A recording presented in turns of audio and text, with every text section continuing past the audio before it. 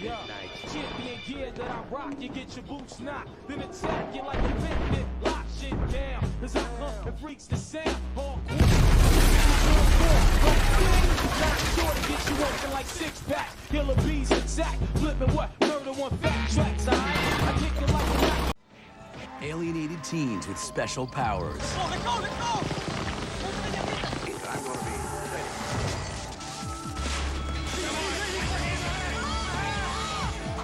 A special school for kids just like them, That's right, darling.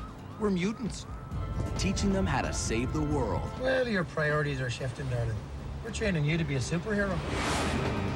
You might think that Generation X was just a copy of the X-Men. I think that was a terse and irresponsible judgment, don't you? This pilot was based on a different Marvel comic and was made long before the hit X-Men movie. Unfortunately, the network didn't think anyone wanted to watch a bunch of mopey teens battling supervillains. Good call. Hello and welcome to season 8 of It Could Have Been a Classic. So today's show we're going to be talking about Generation X, made in 1996. Now this is a weird one. Yeah, I really don't know what to make of this, but let's go into a bit of history. We didn't get the first X-Men movie till 2000, but before that we got the X-Men animated series, which was a superb cartoon, which I do own on physical media. One of the best, it's up there with Justice League, is X-Men the animated cartoon series and Justice League Unlimited. But I'm in and out with the X-Men movies over the years. I mean, there was The Last Stand, that was just terrible. First two were really good, and then we got the other ones that followed on, and now they're bringing the X-Men into the MCU. We saw that in Doctor Strange Universe of Madness. We saw Professor X and Mr. Fantastic, but we're going to go back to 1996 and talk about Marvel's Generation X, and did it have any potential, and could it have been a classic? Generation X is a television pilot directed by Jack Shoulder that aired on Fox on February the 20th, 1996, and was released on VHS. It was later broadcast as a television film. It is based on a Marvel comic book series of the same name, a spin-off of the X-Men franchise, and it was produced by New World Entertainment and Marvel Entertainment Group. Now back then, superhero stuff were pretty interesting. I mean, we got the dreadful Captain America movies in the 1970s. I've got them. I was at the 80s. I do have them. I also have the classic Doctor Strange that was made in the 80s, which I will be covering on here at some point, the Doctor Strange one. Oh, by the way, I said Universe of Madness. I meant the Multiverse of Madness before I'm called out by anybody on that. And there were some superhero sort of films coming out at this time, and they weren't very good. You know, especially the Marvel stuff. Do you remember Nick Fury with David Hasselhoff, Agents of S.H.I.E.L.D.? And to be honest, I'm quite a fan of that film. I mean, I love really sad stuff that gets made, because what it is that people are taking a risk and trying to be creative. Now with Generation X, it gets rather interesting, because the potential with this is sort of good. Now the production was planned to air during sweeps, as Fox was confident it would make a strong impact, and it had a budget of over $4 million. Producer Eric Blakeney hoped it would lead to a further Generation X TV movies, or even a full series. New World Enterprises kept strong security over the script, which was not allowed to be viewed by the press. Blakeney had previously worked on 21 Jump Street with Johnny Depp, and saw common ground between teenage mutants and real-life teenagers. Noting, I remember what it was like to be a teenager, and everything is wrong in your skin. Director Jack Shoulder had experience on comic properties before, having directed an episode of Tales from the Crypt, which was loosely inspired by EC Comics' horror comic of the same name. Now, budgetary reasons meant a direct translation of the comic was impossible, of course. I mean, it's a TV movie. You know, you're talking millions of pounds to get it up to scratch, even back then. The most notable casualties were the character of Chamber and Husk. In the comic, Chamber had his chest and lower half of his face destroyed when his powers emerged, with the resultant cavity filled with plasma energy.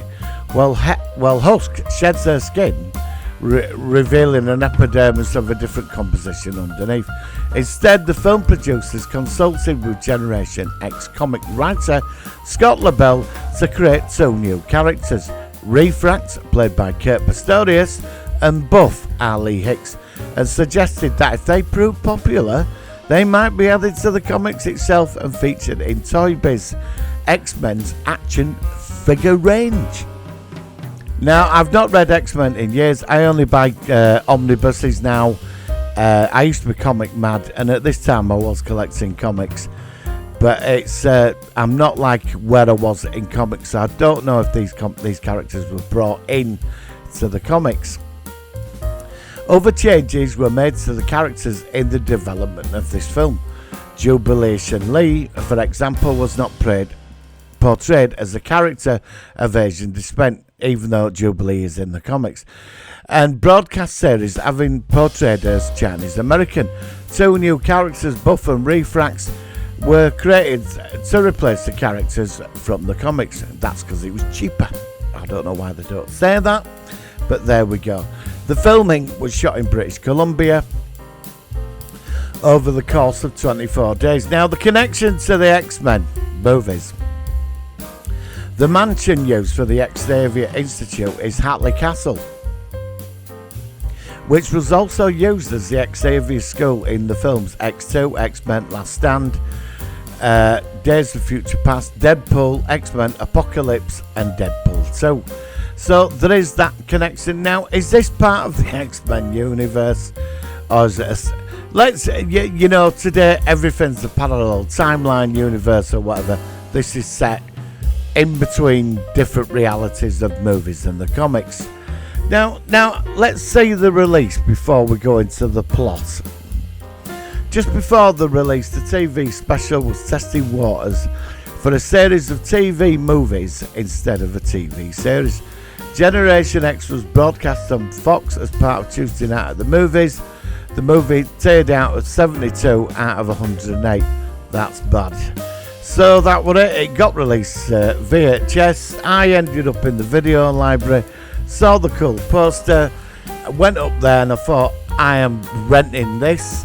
I rented it, and I remember buying the comic. I remember the advert for the pilot movie. I got rather excited. You know, I mean, come on, this is like one of the first superhero sort of teams. Do you know what I mean? Back in the 90s, very early superhero stuff. So I rented it. I got it on VHS, and a few years later I picked it up in a second-hand market in Leeds. I was very happy to own it, and I even got the Vampirella movie. I bought that from Blockbusters on the cheap, and that was terrible. That was awful. We'll be covering Vampirella on this channel at some point. That's in the plan. I think I'll do that after Doctor Strange the movie. And this was it. Sort of like I wanted this like collection of these failed sort of pilot episodes for stuff, but I do admire this. So let's go in to the plot. So rebellious teenager Jubilee Lee, played by Heather McComb, finds herself in trouble after a mutant firework power manifests itself at a local arcade. She is rescued from her predicament by Emma Frost, played by the wonderful, super sexy Finola Hughes, and Sean Cassidy as Banshee. The headmasters of Xavier School for gifted youngsters, they recruit Jubilee and offer her sanctuary at the school, a place where mutants learn to control their powers. The trio then picks up teenager Angelo Skin, played by Agustin Rodriguez, and proceed to the school where Jubilee and Skin are introduced to their fellow students, Mondo, Buff and Refrax. At the school of the students are taught not only to cope with their mutant powers, but also the world that fears and hates them, and also teenage angst and problems and love affairs and all that came with teenage dramas. The students are warned not to leave school grounds lest they come into conflict with the townies from the local area. Of course they do, the teenagers, they're gonna rebel. In addition to coping with their new abilities, Jubilee and Skin find their dreams haunted by Russell Tresh, a mad scientist obsessed with the power of dreams. Tresh once worked with Emma Frost as a researcher on a project to develop a dream machine to access the dream dimension, but he was fired from the team when Emma discovered his unethical behaviour. Tresh believes that material extracted from mutants' brains will allow him to develop his own psychic abilities. Guess who plays Tresh? Matt Frewer, Max Headroom. I love that actor, Matt Frewer. I think he's so weird. I think he's probably the best thing in this, actually. And so Jubilee is able to resist Tresh somewhat from the dream when she's sleeping. Skin finds himself drawn to Tresh and his promises, and unknowingly falls victim to the scientist instructors. Frost and Cassidy find themselves leading the novice team against an enchanced Tresh in order to rescue the enthralled Skin, a conflict which sees the youngster pull together as a team and leaves a catonic Tresh trapped in the dream dimension. Well, and that's basically it. Now, Matt Frewer plays this incredibly creepy character in this, and anything Matt Frewer's in, I'm just a big fan of. You know, Max Headroom himself. And you get it, these kids, these teenagers at Xavier Institute, and you've got Finola Hughes as this really strict teacher because she lost the previous team, the Hellions, which happened in the New Mutants comics. She had a team in that. I know Emma Frost's character's really developed, and now she's in the X-Men and all this, and she had an affair with Cyclops. There's loads of it. And I think last time I read a comic, a character were getting married to Tony Stark with Stark-type Iron Man Sentinels running about and just catching up with all that. So she's like, wants them to pull together. That you've got this. You've got the stereotype. You've got the so-called rebel dude with the laser beams from his eyes. Do you know what I mean? And you've got the other ones, this Bulk, she's... I don't know. The characters are interesting. They're all good looking, and they're all from different types of backgrounds. Now, they go into town, they mess about, and they get into a fight, and then they have to get saved and work as a team. And of course, they all come through together. And then we get the shot at the end where we see them in their super costumes with the big X belts. Cheesy, but hey, it's the 90s. And I was like, yeah, this is what I want to see. It's like one of the first adaptations, like, taken from a universe I was so into at the time, and they tried to live action it. And in a way, it does work. Now, they sort of vanished over the years, and I don't think a lot of people probably will remember this, but I always did. And I have looked for it on physical media, on Blu-ray. I do have a digital copy of it. But it's, I would like to own this on Blu-ray, I really would. And if anybody knows where I can get hold of it, I've tried all the other outlets, not found it. I will have another look. And I think this would be just cool to have it in the collection. Now, I know I covered all this obscure stuff, but this is what I'm into. This is my type of science fiction. But I did enjoy this. And I do see the sort of potential with this, where it could have gone. Now, I could see, and this is me being honest, I could see a one-off. I could see 22 episodes. It's the 1996. The pilot episode has done well on, and then they've released it to VHS. It's been popular. A lot of the comic fans think, yeah, I'm open to this. So then what happens? We get like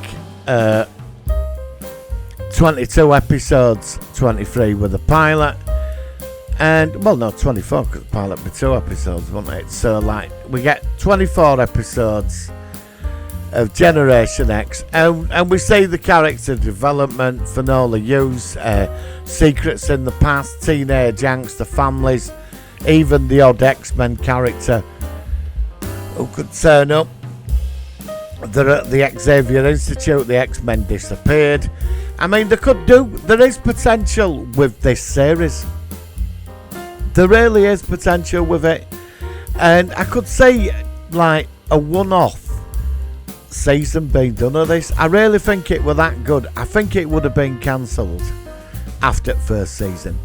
But then again, if it had got to that, I think it has the potential for that. And I have to say, I think Generation X could have been a classic.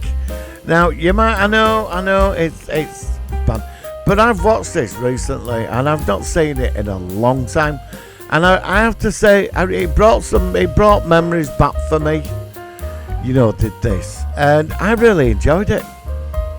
So, I think for the first release of season 8 of it could have been a classic. I am gonna put Generation X through. Do you know what I mean?